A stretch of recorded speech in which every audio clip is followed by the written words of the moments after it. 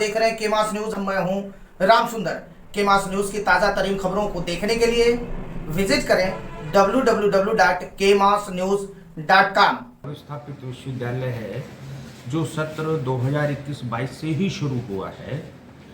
1 जनवरी 2022 को मैंने यहाँ पर ज्वाइन किया था, और वो भी क्योंकि नया विश्वविद्यालय था तो यहाँ पर ना तो कोई भवन था ना कुछ था, कार्यालय भी नहीं था।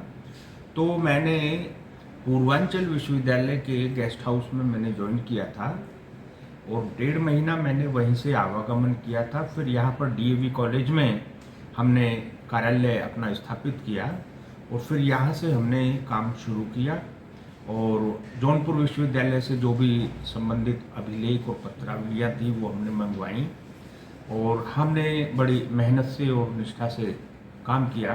बहुत सीमित संसाधनों में एक केवल कुल सचिव थे उस समय मेरे पास, और एक जौनपुर विश्वविद्यालय से केवल एक सहायक कुल सचिव आंशिक रूप से संबद्ध थे और वित्त अधिकारी भी अतिरिक्त कार्यभार में थे।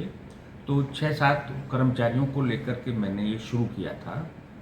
और आप लोगों को ये गर्व होगा कि आपके क्षेत्र में ये जो नवस्थापित विश्वविद्यालय है इसका निर्माण कार्य 21 मार्च 2022 से शुरू हुआ था और जनवरी 2024 में मात्र 1 साल 10 माह में ये बनके तैयार हो गया। साथ साथ हम अपने 450 महाविद्यालयों की परीक्षाएं और प्रवेश प्रक्रिया, संबद्धता की प्रक्रिया ये भी संपादित हम करते रहे।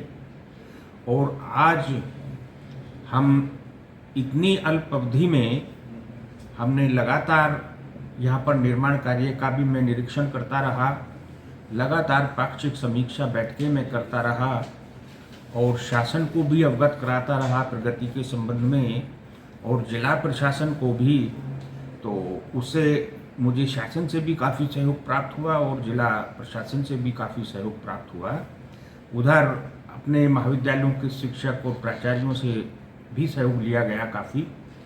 तो परिणाम ये हुआ कि 1 वर्ष 10 माह में हमारा विश्वविद्यालय बनकर के तैयार हो गया और आज हम अपने नवनिर्मित विश्वविद्यालय में अपने भवनों में आ गए हैं। और ये देखिए बड़े शुभ अवसर है कि इस बार हम विश्वविद्यालय का सर्वप्रथम दीक्षांत समारोह आयोजित कर रहे हैं। इस सत्र में 2022-23 क्योंकि पहली बार दीक्षांत समारोह हो रहा है तो इसमें हमने 2022-23 के छात्रों को और 2023-24 के छात्रों की डिग्रियां प्रदान करने का माननीय महोदया से, राज्यपाल महोदया से हमने अनुमति ली थी। तो दोनों सत्रों की डिग्रियां छात्रों को प्रदान की जानी है।